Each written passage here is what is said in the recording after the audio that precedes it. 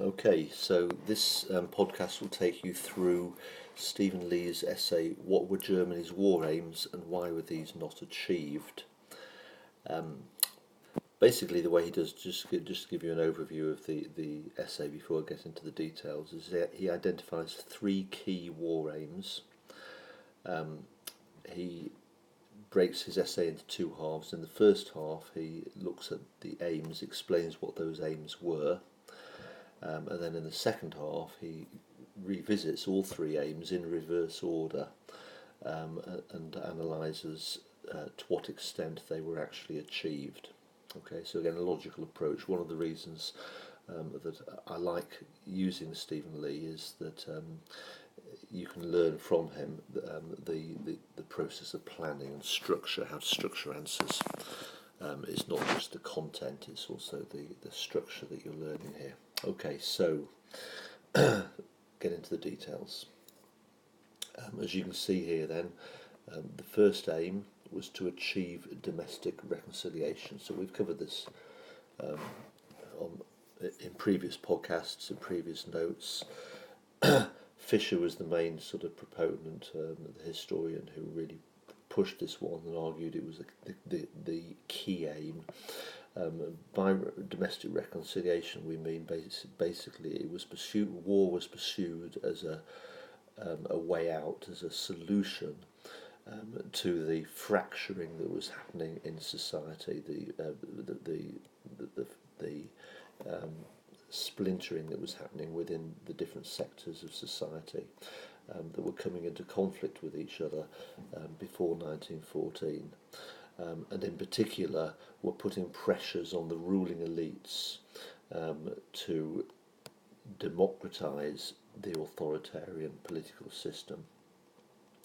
War, therefore, would effectively take hold of those energies, the upward pressures, the middle classes and the working classes, both of whom before 1914 were putting pressure for social mobility and internal change, and it would channel those energies externally into patriotism and away from sectional interest. By sectional interest we mean selfish objectives, bringing about change purely to benefit their own social class. So again, one of the reasons I like Lee, and the reason you should be using Lee, is that is learn the particular turns of phrase that he uses, because you can then incorporate them in your own writing. Lee, to some extent, challenges Fisher in the sense that Fisher claimed there was a conscious plan to go to war for this reason, whereas Lee argues that that was unlikely. It was unlikely that there was a conscious plan to seek preservation of unity by going to war. He argues that it was likely that there was certainly an attitude in the summer of 1914 that the outbreak of war would be far from disastrous, so that it resulted in a risk-taking diplomatic strategy. Right. The argument is that there was no intent to go to war for that reason, but it was kind of in the back of people's minds, the minds of the elites, that, well, if we do end up at war, this war will not be a disaster for us. Okay, so moving on to the second aim. Okay, so the second aim really comes down to the purpose of the war. What was the reason the war was being fought? What were the intended outcomes there? Okay, so Lee points out that basically there were two purposes of the war. For most Germans, the object of the war was national survival. Okay, most Germans believed the war was being fought for defensive reasons. They believed it was a question of a just war, that Germany was under attack, and that therefore it was a defensive war. It was a question of Germany having to win this war quickly for national survival reasons. There were, however, a second purpose that was believed by a minority of Germans, perhaps possibly a significant minority, who believed that the purpose of the war was territorial annexation, in other words, to expand Germany's borders. It was not a defensive war, it was being fought to expand Germany's borders. And that needs to be viewed in two ways. One, outside Europe, in which case it's a continuation of Weltpolitik, in other words, to grab more colonies, and secondly, inside Europe, where we come across that phrase living space, Lebensraum, which we more frequently associate with Hitler. Now, the details. It's argued, especially by Fischer, who maintains that before 1914, pre-war foreign policy had been expansionist, seeking colonies abroad, and it is therefore logical that when the war broke out in 1914, it provided the means to continue in this direction. And again, learn the next few points, because the evidence that Fischer cites is that effectively the elites wanted the outcomes of the war for Germany to economically dominate the Low Countries, Belgium, Holland and France, to achieve hegemony, nice word to use that, so try to use it, control dominance, over northeastern Europe and over Bulgaria, Romania and Turkey in the Balkans, to bring about unification with Austria, which would create a greater Germany, Austria of course being German speaking, to bring about German control over the entire eastern Mediterranean and control over a dismantled Russia. And then the Weltpolitik bit, to greatly expand the colonial empire, including broad band of territories across Central Africa, which would be taken from Britain and Belgium, because by doing that would link the existing colonies of German East Africa and Southwest Africa. A counter-argument is that the objectives changed during the war. Initially, the war was defensive, and the territorial objectives came to be enlarged during the war itself. So it's not necessarily that it has to be either one or two, that there is a bridging argument there, number 3. Okay. Aim 3, the conduct of the war itself.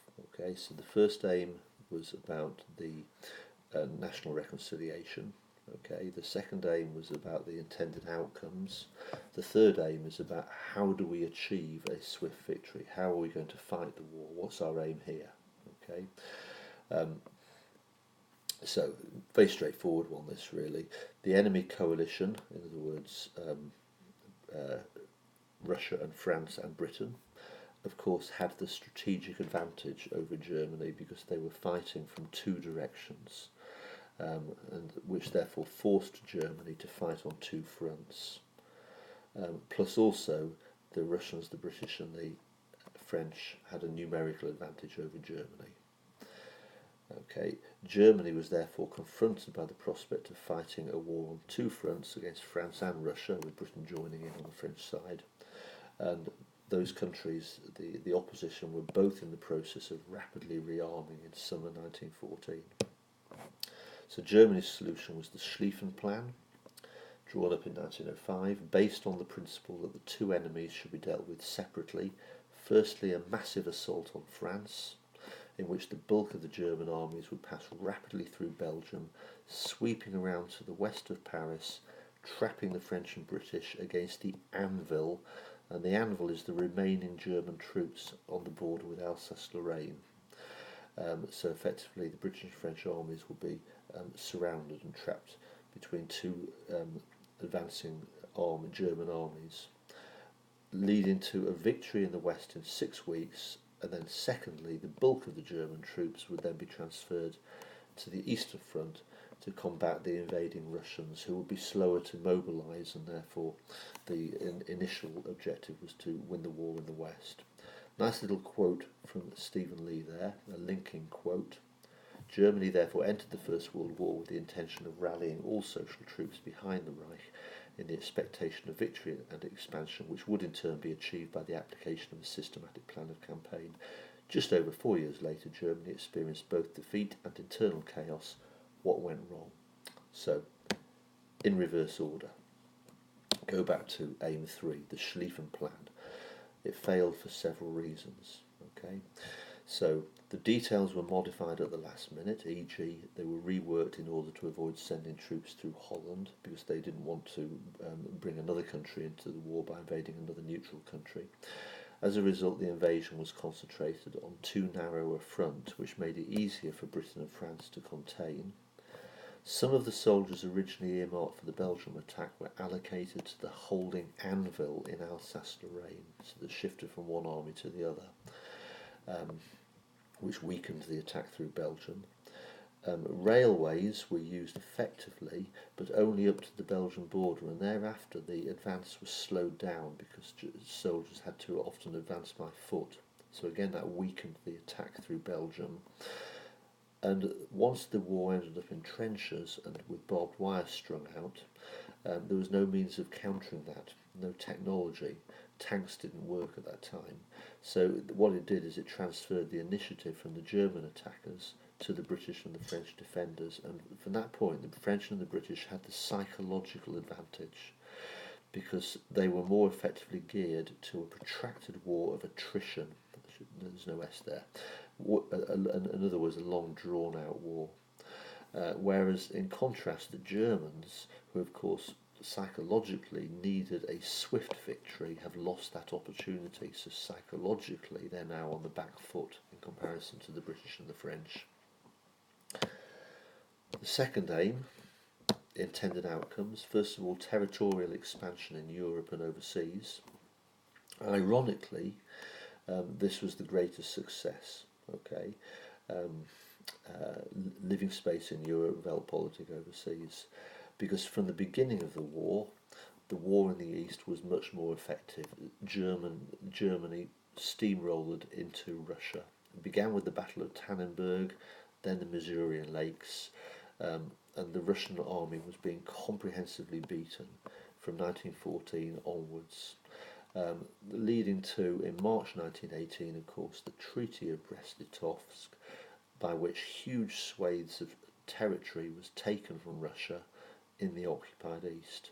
So, therefore, Germany achieved the aims of territorial expansion to a point, but of course, they didn't hold on to the territory very long. Okay, because in the last 6 months of the war, it all went badly wrong for Germany. Okay, so Germany had to maintain an army of occupation in the occupied Russian territories, which was not part of the plan, and as a result, Germany couldn't transfer as many troops to the Western Front as were needed to win the war in the West.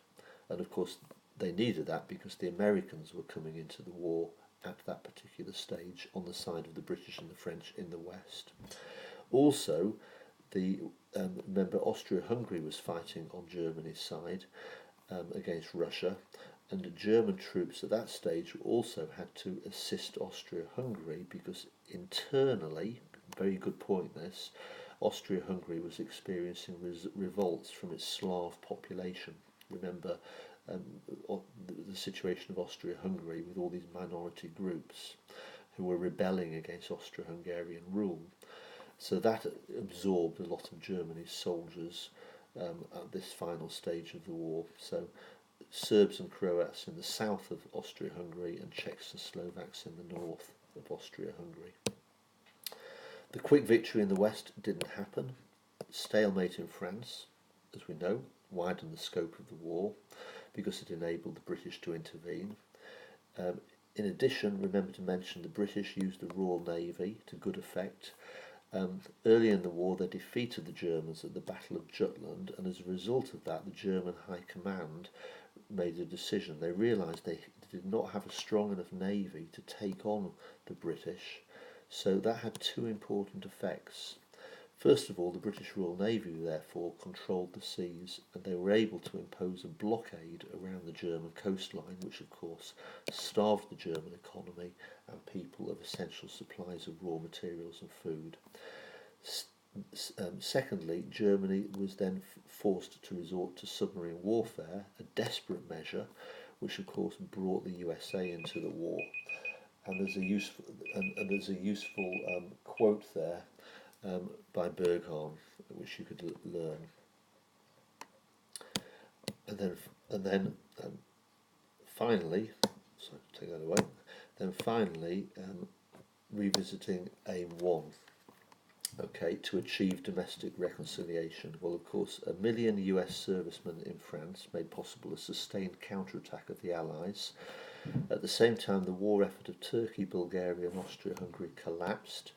Defeat was now staring the German High Command in the face, realising that concessions would have to be made, and as a result, of course, the OHL now made the decision to hand political control to Prince Max of Baden, who attempted too late to change the constitution by announcing the October Reform, which in turn set in motion a train of events which resulted eventually in a political revolution as the accompaniment to military defeat. In other words, there was no national reconciliation. There was completely the opposite. There was the existing fractures in society widened.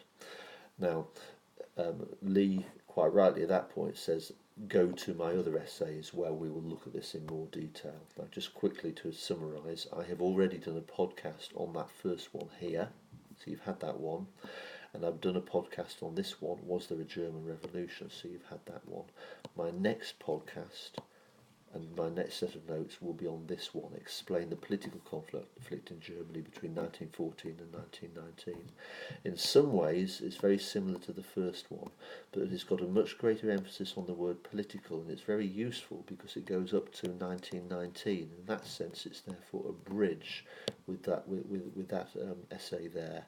So it's a very good one, this Explain the Political Conflict. I will probably need 2 podcasts to cover it, give it its due. Okay, I've got to finish there because I've gone over the 15 minutes, and hopefully this will still upload. Okay, thank you. Hopefully that will be useful for you.